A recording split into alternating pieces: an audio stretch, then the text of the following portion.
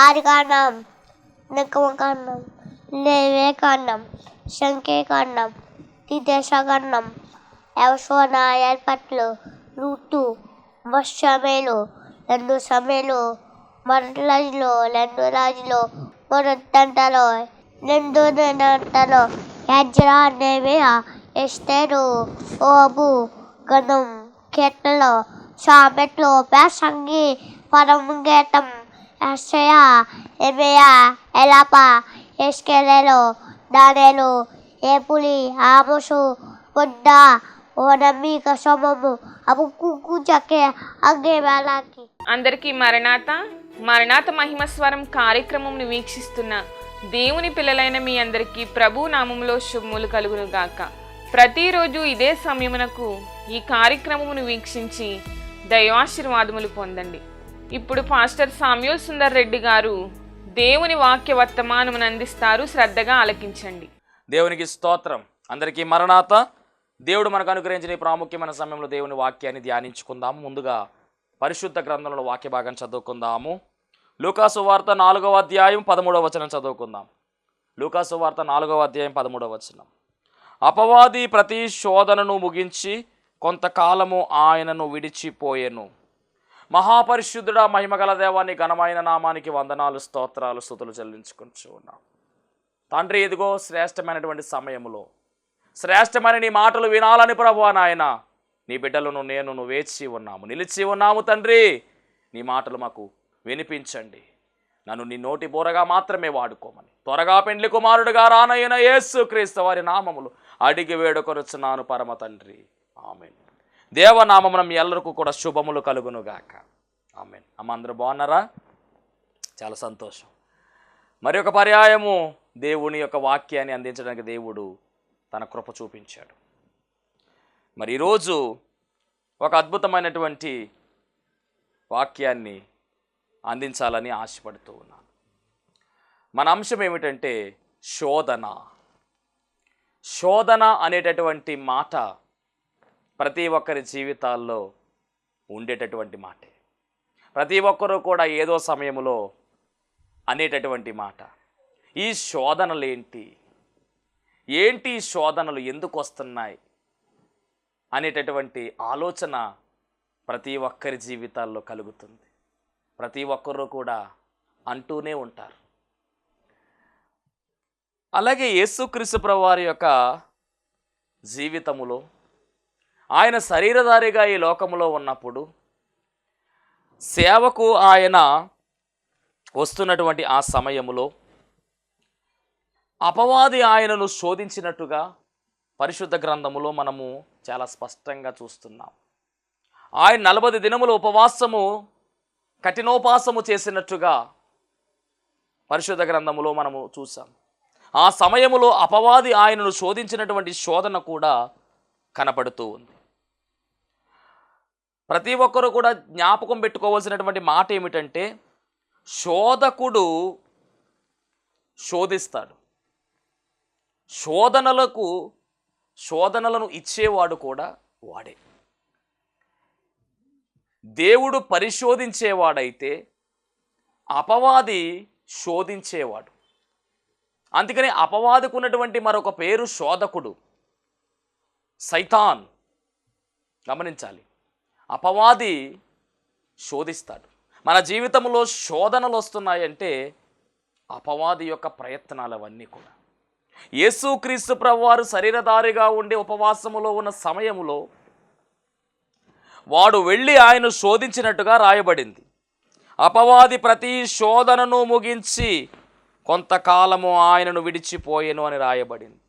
అపవాది యొక్క శోధనలు అంటే శోధించేటటువంటి తత్వము ఎవరి దగ్గర ఉంది అంటే గనక అపవాది. అందుకనే కదా మత్తయి సువార్త 4వ అధ్యాయంలో కూడా రాయబడిన మాట, అప్పుడు యేసు అపవాది చేత శోధింపబడుటకు. అంటే శోధించేవాడు ఎవరు అంటే అపవాది. చాలామంది తెలియక దేవుడు ఈ శోధనలు మాకు ఇచ్చేస్తున్నాడు, దేవుడు శోధించేస్తున్నాడు అనే మాట అనడం జరుగుతుంది. అది పొరపాటును కూడా అనకూడదండి. ఎందుకంటే శోధించేది దేవుడు కాదు, అపవాది. పరిశోధించేది దేవుడు, పరిశీలించేది దేవుడు, పరీక్షించేది దేవుడు, శోధించేదైతే మట్టికి అపవాది అనే విషయాన్ని గమనించండి.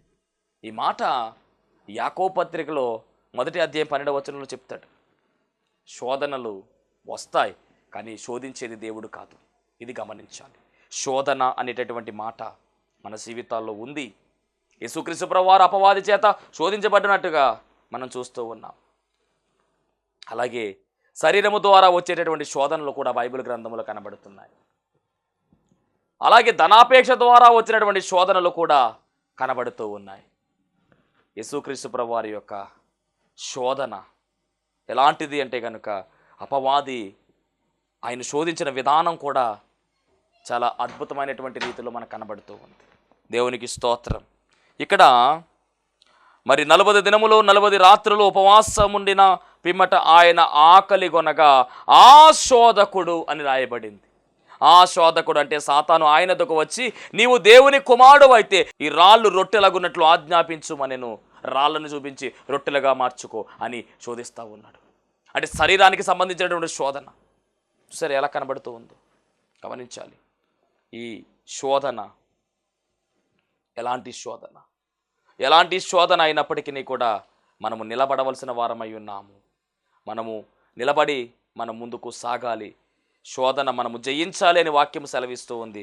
శోధన జయించే వారముగా మనం ఉండాలి అని వాక్యం సెలవిస్తూ ఉంది. ఇక్కడ మరి యేసుక్రీస్తు ప్రభువు వారి దగ్గరకు సాతాను వచ్చి, శోధకుడు వచ్చి శోధిస్తూ ఉన్నటువంటి మాటలు మన జీవితాల్లో కూడా కొన్ని సందర్భాలలో శోధకుడు ఇలాంటి ప్రయత్నాలే చేస్తూ ఉంటాడు. ఈ రాళ్ళు రొట్టెలగున్నట్లు ప్రార్థించమంటూ ఉంది, ఆజ్ఞాపించమంటూ ఉన్నాడు సాతాను. అప్పుడు యేసుక్రీస్తు ప్రభువు చెప్తున్న మాట, మనుషుడు రొట్టె వల్ల మాత్రము కాదు కానీ దేవుని నోట నుండి వచ్చి ప్రతి మాట వలన జీవించును అని రాయబడి. మరలా మరొక పర్యాయం శోధిస్తూ ఉన్నాడు. నీవు దేవుని కుమారుడు అయితే ఆ దేవాలయము దగ్గర నుంచి మరి కిందకు దుమకమని చెబుతూ ఉన్నాడు. అంతటా అపవాది పరిశుద్ధ పట్టణమునకు ఆయన తీసుకుని పోయి దేవాలయం శిఖరమును ఆయన నిలవబెట్టి, నీవు దేవుని కుమారుడు అయితే ఇక్కడి దుమికే అని చెప్తూ ఉన్నాడు. అలాగే ఆ శోధకుడు అంటున్నాడు కదా, ఎత్తైన కొండ మీదకు ఆయన తీసుకుని పోయి ఈ లోక రాజ్యములన్నిటినీ వాటి మహిమను ఆయనకు చూపి, నీవు సాగిలపడి నాకు నమస్కారం చేసినట్లా వీటన్నిటినీ నీకిచ్చేదను అని చెబుతూ ఉన్నాడు. అంటే ఈ శోధకుడండి ఏదో రకంగా శోధించడానికి ప్రయత్నం చేస్తూ ఉంటాడు. ఈ రాజ్యమంతా కూడా నీకు ఇచ్చేస్తాను అని అంటూ ఉన్నాడు. ఇదే శోధకుడు మొట్టమొదటిగా ఆదాము దగ్గరకు వెళ్ళి శోధించాడు. ఇదే శోధకుడు అవ్వమ్మ దగ్గరికి వెళ్ళి శోధించాడు. అవ్వమ్మతో మాట్లాడుతూ అంటాడు కదా, ఇదిగో ఆ యొక్క చెట్టు ఫలం మీరు తిన్నట్లయితే మీరు దేవతల వలె మారిపోతారు, మీ కన్నులు తెరవబడతాయి, దేవతల వలె మారిపోతారని చెబుతూ ఉన్నాడు. ఆల్రెడీ వారు మహిమ శరీరాలతో ఉన్న విషయము వారు మర్చిపోయే విధంగా చేసిందండి ఈ సాతాను, ఈ శోధకుడు.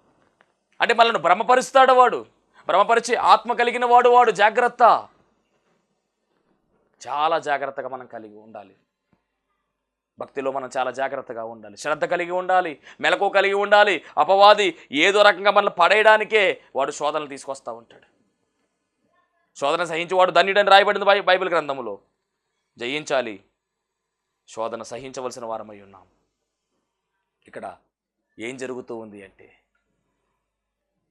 ఆదికాండములో అవ్వమ్మ దగ్గరికి వెళ్ళి ఆ తోటలో ఉన్నటువంటి ఆ పండును తింటే మీ కన్నులు తెరవబడతాయి ఈ సాతాను వచ్చి అడుగుతున్నాడు. దేవుడు ఏదైనా తినొద్దని చెప్పాడా అని అడిగితే, అదిగో ఆ మధ్యలో ఉన్నటువంటి పండు తినొద్దని చెప్పాడు. ఏమైపోతుంది, తింటే బాగుంటుంది, తింటే మీ కన్నులు తెరవబడతాయి అని ఒక ఆలోచన అవ్వమ్మలో పుట్టించాడు శోధకుడు. శోధన ప్రవేశపెడుతూ ఉన్నాడు. ఇక్కడ కూడా అంటున్నాడు కదా, ఈ లోకమంతా నీకు ఇచ్చేస్తాను, ఈ వైభవంతా నీకు ఇచ్చేస్తాను నా కాళ్ళకు నొక్కినట్లయితే అంటూ ఉన్నాడు. అంటే ఈ శోధకుడు ఏం చేస్తాడంటే మన స్థితిని కూడా మరిపించేస్తాడు. యేసుక్రీస్తు ప్రభువు వారి యొక్క స్థాయి ఎలాంటిది అంటే కనుక, ఆయన రాజులకు రాజు, భూపతులకు అధిపతి, అయినా సర్వము ఆయనదే, సర్వము ఆయనదే, సకలము ఆయనదే. అందుకనే కదా నీ దేవుణ్ణి శోధించవద్దు, వెళ్ళిపో అని ఆయన గర్జించినట్టుగా మనకు కనబడుతూ ఉంది. దేవునికి స్తోత్రం. మరి ఏదైనా తోటలో వారి అవ్వమ్మ మహిమతో ఉన్నది, అయినప్పటికీ కూడా దేవతల వలె మారిపోతారని అక్కడ భ్రమపరుస్తూ ఉన్నాడు సాతాను. శోధకుడు శోధిస్తూ ఉన్నాడు, శోధనలో పడేలా చేస్తున్నాడు, శోధనలో పడేలా చేస్తున్నాడు సాతానుగాడు. అలాగే పడిపోయింది శోధనలో. ఆమె మాత్రమే కాదు, ఆదాము కూడా శోధించబడ్డాడు. చివరికి పాపంలోనికి వెళ్ళిపోయాడు. జాగ్రత్త. కాబట్టి సాతాను ఎవరినైనా శోధిస్తాడు. శోధించడమే వాడి పని. భక్తిలో ఉన్నటువంటి మనలను భక్తిహీనులుగా చేయడమే వాడి పని. విశ్వాసంలో ఉన్నటువంటి మనలను విశ్వాసహీనులుగా చేయడమే, అవిశ్వాసులుగా మార్చివేయడమే వాడి పని. కాబట్టి జాగ్రత్త. వాడికి చోటివ్వద్దు. జాగ్రత్తగా మనం ఉండాలి. ధనాపేక్ష ద్వారా కూడా సాతాను శోధిస్తాడు, శరీరము ద్వారా సాతాను శోధిస్తాడని చెప్పి గలతీ పత్రికలో చాలా స్పష్టంగా రాయబడింది. అలాగే మొదటి తిమోతికి రాసినటువంటి పత్రికలో మనం చూసినట్లయితే 6వ అధ్యాయము 9వ వచనంలో 6:9 ధనవంతులగుటకు ఆపేక్షించేవారు శోధనలోను ఉరిలోను అవివేక యుక్తులని హానికరములైన అనేక దురాశల్లోనూ పడుదురు. అంటే ఈ ధనాపేక్ష వల్ల కూడా శోధనలోనికి వెళతాం మనము. అంటే సాతాను శోధన అనేటటువంటి అస్త్రాన్ని ఇలా కూడా విసురుతాడు. యేసుక్రీస్తు వారు ఆకలిగా ఉన్నారు, అందుకని రాళ్ళు రొట్టెలుగా చేసుకోమని చెప్పి శోధనలోకి రప్పిస్తూ ఉన్నాడు. అంటే ఏదో ఒక ఎర్ర చూపిస్తాడు వాడు శోధనలోకి పంపించడానికి. అవ్వమ్మ విషయంలో కూడా అదే ఎర్ర చూపించాడు. మీరు దేవతల వలె మారిపోతారు, మీ కన్నులు తెరవబడతాయి అని చెప్పేసి వాడు ప్రయత్నం చేశాడు. ఇక్కడ కూడా ధనాపేక్ష ద్వారా కూడా ఏం చేశాడంటే పాపంలోనికి తీసుకుని వెళ్ళేటటువంటి ప్రయత్నము వాడు చేస్తున్నాడు. జాగ్రత్త, చాలా జాగ్రత్తగా మనము ఉండాలి. అలాగే గలతీ పత్రికలో కూడా మరి అద్భుతమైనటువంటి మాట మనకు కనబడుతూ ఉంది. దేవునికి స్తోత్రం. ఏదేమైనప్పటికీ కూడా గలతీ పత్రిక 4:14 అప్పుడు నా శరీరములో మీకు శోధనగా ఉండిన దానిని బట్టి, అంటే శరీరము ద్వారా కూడా శోధన వాడు కలిగిస్తాడు. అపవాది ద్వారా శోధన ఉంది, శరీరము ద్వారా శోధన ఉంది, అలాగే ధనాపేక్ష ద్వారా కూడా శోధన కనబడుతూ ఉంది, అలాగే ఇతరుల వల్ల కూడా శోధన కనబడుతూ ఉంది. అపోస్తల కార్యాలు 20:19 మనం చూసినట్లయితే ఏదేమైనప్పటికీ కూడా దురాశ వలన కూడా ఏం కనబడుతుందంటే శోధన కనబడుతూ ఉంది. మరి వేటి వలన శోధనలు కలుగుతున్నాయో మనం చూసాం. ఇప్పుడు మనకు ఎటువంటి శోధనలు కలుగుతాయో మనం పరిశీలన చేస్తే కనుక మరి మొదటి పేతురు పత్రిక 1వ అధ్యాయం 7వ వచనం రాయబడిన మాట, విశ్వాస సంబంధమైనటువంటి శోధనలు మనకు వస్తాయి. జాగ్రత్తగా ఉండాలి. విశ్వాసాన్ని చెడగొట్టేటటువంటి శోధనలు మనకు వస్తాయి. జాగ్రత్తగా ఉండాలి. అలాగే భక్తి సంబంధమైనటువంటి శోధనలు కూడా వస్తాయి. జాగ్రత్తగా ఉండాలి. శరీర సంబంధమైనటువంటి శోధనలు వస్తాయి. జాగ్రత్తగా ఉండాలి. ఇహలోకపరమైనటువంటి శోధనలు ఎన్ని వచ్చినప్పటికీ కూడా మనము జాగ్రత్తగా ఉండాలి. ఈ శోధనల ద్వారా మనము ఆత్మీయ పోరాటం జరుగుతూ ఉంది. ఈ శోధనలను మనము జయించాలి. శోధనలు ఎదుర్కోవాలని రాయబడింది బైబిల్ గ్రంథంలో. శోధనలు సహించాలని చెప్పి బైబిల్ గ్రంథంలో రాయబడింది. యాకోబు పత్రిక 1:12 రాయబడింది. శోధన సహించేవాడు ధన్యుడని రాయబడింది. కాబట్టి శోధన వచ్చినా కూడా మనము జాగ్రత్తగా నిలవబడిపోవాలి.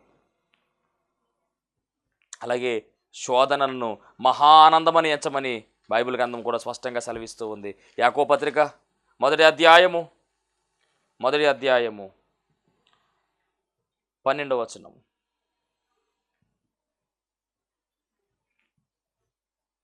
శోధన సహించువాడు ధన్యుడు, అతడు శోధనకు నిలిచిన వాడే ప్రభు తన్ను ప్రేమించు వారికి వాగ్దానము చేసిన జీవ కిరీటం పొందును.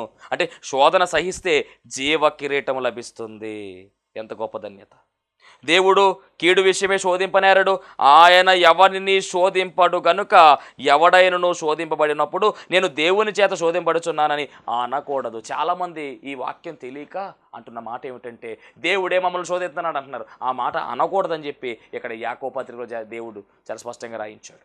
అలాగే యాకోబు పత్రిక 1వ అధ్యాయము 2వ వచనం చదువుదాం. నా సహోదరులారా, మీ విశ్వాసము కలుగు పరీక్ష ఓర్పును పుట్టించునని ఎరిగి మీరు నానా విధములైన శోధనల్లో పడినప్పుడు అది మహానందమని ఎంచండి. శోధన మహానందమని ఎంచమని చెప్పి వాక్యంలో రాయబడింది. దేవునికి స్తోత్రం. కాబట్టి శోధనలు ఎలాగున్నాయంటే కనుక ఎన్ని శోధనలు వచ్చినా కానీ ఆనందముగా ఎంచుకోవాలి. శోధన నుండి తప్పించుకొని మనం ముందుకు వెళ్ళాలి. శోధనను జయించాలని కూడా వాక్య గ్రంథంలో చాలా స్పష్టముగా రాయబడింది. బైబిల్ గ్రంథంలోనండి భక్తులైనటువంటి వారు శోధించబడ్డారు. చాలామంది శోధించబడ్డారు. భక్తుల జీవితంలో శోధనలు ఉన్నాయి. యోసేపు గారిని మనం తీసినట్లయితే కనుక యోసేపు గారు అన్నల వలన శోధించబడ్డారు. అన్నలే ఆయన శోధించారు, అమ్మివేశారు.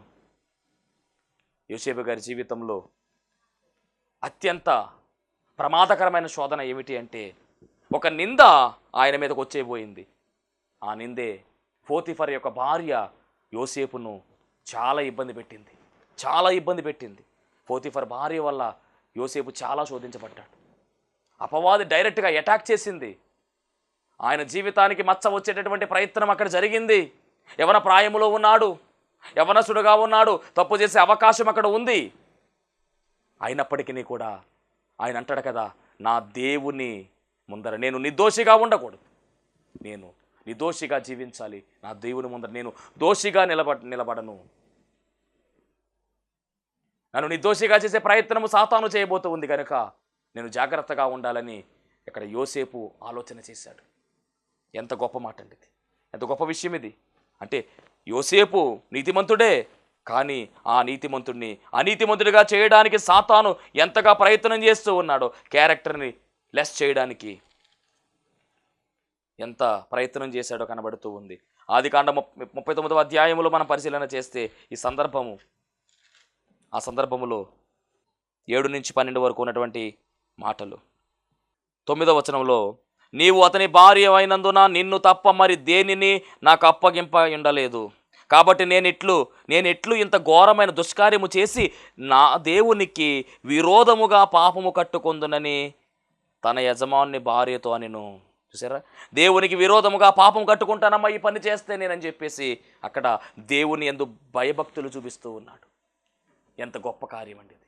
యోసేపును శోధించినప్పటికీ, పోతిఫర్ భార్య రూపంలో సాతాను శోధించినప్పటికీ, క్యారెక్టర్ని లెస్ చేయడానికి ప్రయత్నం చేసినప్పటికీ మరి ఈ యోసేపు నిలబడ్డాడండి. దీనిని ఆత్మ సంబంధమైన శోధన అంటారు. ఈ ఆత్మ సంబంధమైనటువంటి శోధనలో శారీరక సంబంధమైనటువంటి కోరికను మరి సాతాను ప్రయోగం చేశాడు. అయినప్పటికీ ఎక్కడ కూడా ఈ యొక్క పోతిఫర్ భార్య విషయంలో యోసేపు తగ్గలేదండి. ఎంత గొప్ప ధన్యత. ఈరోజు ఇలాంటి శోధనలు ఎంతోమంది ఎదుర్కొంటూ ఉన్నారు, కానీ చాలామంది శోధనలో కూరుకుపోతూ ఉన్నారు, జీవితాలు పాడు చేసుకుంటూ ఉన్నారు, జీవితాలన్నీ కూడా సర్వనాశనం అవుతూ ఉన్నాయి, కుటుంబములన్నీ కూడా కోల్చబడుతూ ఉన్నాయి. జాగ్రత్త, జాగ్రత్త. వాక్యం వింటున్నటువంటి దేవుని బిడ్డలారా, ఒకవేళ మీ జీవితాల్లో కూడా ఇలాంటి ప్రాబ్లమ్స్ ఉన్నాయేమో, ఇలాంటి సమస్యలు ఉన్నాయేమో, జాగ్రత్త. యోసేపు వలె మనము నిలబడాలి, యోసేపు వలె మనము భక్తి కలిగి జీవించాలి, దేవుని యందు భయభక్తులు కలిగి మనము ఉండవలసిన వారమై ఉన్నాము. వేరొక దురాలోచన మనలోనికి రావడానికి వీల్లేదు, వేరొక సాంగత్యము దుష్ట సాంగత్యం మనలో రావడానికి వీల్లేదు. పోతిఫర్ భార్య అవకాశం ఇచ్చినప్పటికీ కూడా ఆ శోధనను ప్రక్కన పెట్టేశాడు, తీసేశాడు. దేవునికి భయపడ్డాడు. దేవునికి భయపడి రేపు దేవునికి లెక్కప్ప చెప్పాలి, నాలో లోపం ఉండకూడదు అని ఈ యోసేపు ఆ యొక్క పోతిఫర్ భార్యను నెట్టివేసి మరి అక్కడి నుంచి పారిపోయినట్టుగా రాయబడింది. అవును, వ్యభిచారం నుంచి మనము దూరముగా పారిపోవాలి. పౌలు గారు అదే చెబుతూ ఉన్నారు. ఒకవేళ ఇలాంటి పన్నాగాలు ఏవైనా కనుక ఉన్నట్లయితే దూరముగా మనం ఉండాలి. ఈ శోధనలో యోసేపు జయించాడండి. ఇలా భక్తులు శోధనలు జయించిన వారుగా మనకు కనబడుతున్నారు. మరి ఈరోజు నీవు ఉన్నావా ఈ స్థితిలో? జయించగలుగుతున్నావా? జయించాలి. శోధన సహించువాడే ధన్యుడని రాయబడింది. రెండవదిగా మనం గమనిస్తే యోసేపు శోధన సహించాడు కనుకనే యోసేపు తర్వాత తరములో తర్వాత కాలంలో మనం పరిశీలన చేసినట్లయితే కనుక దేవునికి అద్భుతమైనటువంటి ఘనమైనటువంటి రీతిలో మరి నమ్మకమైనటువంటి వాడుగా కనబడుతూ ఉన్నాడు. మరి దేవుడు అతనికి తోడై ఉన్నాడు కనుకనే అతడు ఎక్కడికి వెళ్ళినా కానీ అధికారిగా నిలబడ్డాడు. చివరగా ఆయన మరి ఫరో దగ్గరికి వెళ్ళిన సమయంలో గమనించినట్లయితే కనుక ఆ యొక్క ఐగుప్తు దేశానికి చక్రవర్తిగా నిలబడ్డాడు. కారణం ఏమిటంటే యోసేపు శోధించబడ్డాడు కనుకనే, ఆ శోధనలో నిలవబడ్డాడు కనుకనే ఇంత విజయాన్ని సాధించాడు. ఇక రెండవదిగా మనం గమనిస్తే కనుక దావీదు విషయంలో కూడా జరిగినటువంటి విషయం ఏమిటంటే, మరి దావీదు మిద్ది మీదకు వెళ్ళినప్పుడు కింద స్నానము చేస్తున్నటువంటి ఆ యొక్క బెత్షెబాను చూచి ఆయన మరి శోధింపబడినట్టుగా మనం చూస్తూ ఉన్నాం. అంటే శారీరక సంబంధమైనటువంటి శోధన. ఇక్కడ గమనించాలి, ఆ శోధనను దావీదు జయించలేకపోయాడు. అందుకనే శ్రమల పాలైపోయాడు. శ్రమలు వచ్చాయి, దీని తర్వాత చాలా చాలా ఇబ్బందే పడ్డాడు దావీదు. మరి మనము ఎలా ఉంటున్నామో గమనించండి. అలాగే గెహాజీ విషయంలోకి వస్తే కనుక గెహాజీకి వచ్చినటువంటి ఆ యొక్క శోధన ఏమిటంటే ధనమును ఆశించి శోధింపబడ్డాడు.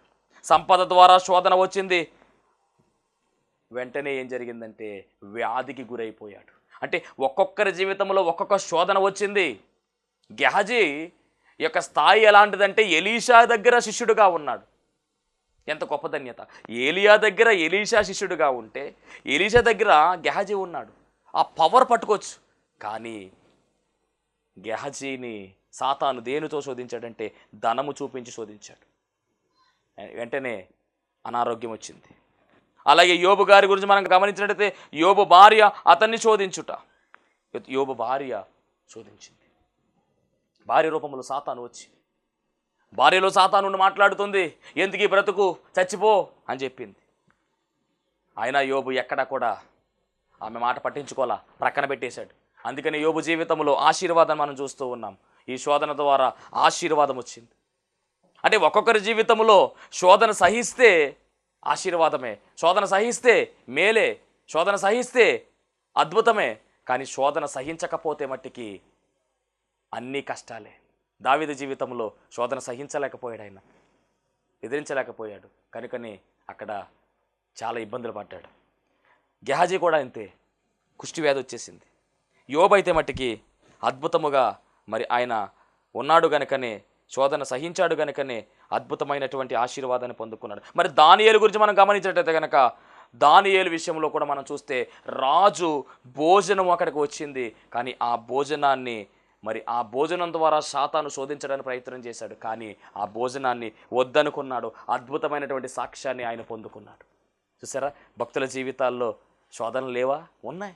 కానీ వారు ఏం చేశారంటే సహించారు, నిలబడ్డారు, అద్భుతాలు చూశారు. యేసుక్రీస్తు ప్రభువు వారు కూడా మనం గమనిస్తే కనుక శోధనలు సహించాడు. ఆయన ఇస్కరియోతు యోధా 30 వెండి నాణాలకు పడిపోయాడు. సాతాను ఆ విధంగా శోధించాడు. కాబట్టి చివరికి ఏమైపోయాడంటే పతనమైపోయాడు. మరి ఈరోజు శోధన సహించుటకు ప్రభువు మనకు నేర్పిస్తున్న పాఠాలు కూడా మనకు కనబడుతూ ఉన్నాయి. మనం శోధన సహించగలుగుతున్నామా లేదా గమనించాలి.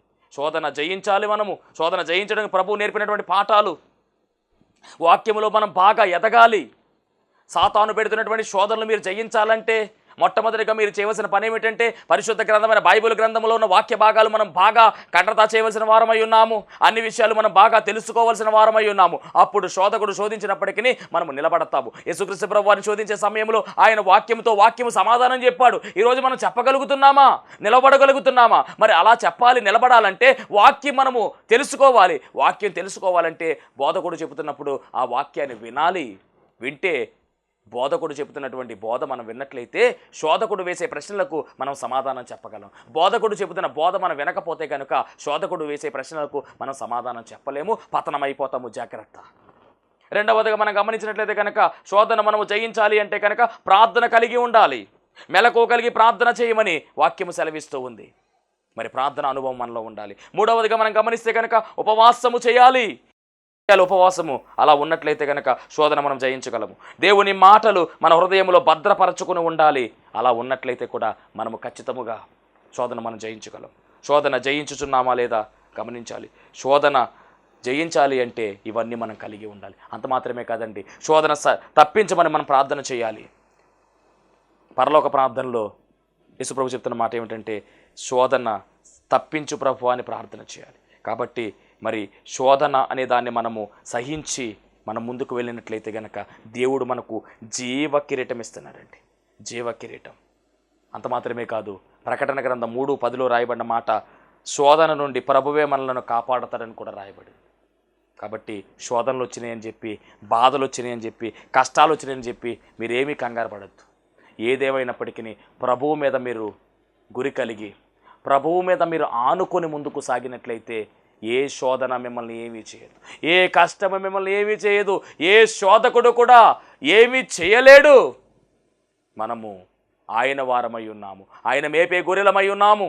కనుక కష్టాలు వచ్చినప్పటికీ, బాధలు వచ్చినప్పటికీ, బలహీనతలకు వచ్చినప్పటికీ అయ్యో ఈ శోధనలేంటి, అయ్యో ఈ కష్టాలేంటి, అయ్యో దేవుడేంటి ఎంతలా శోధించేస్తున్నాడు అనే మాట అనవద్దు.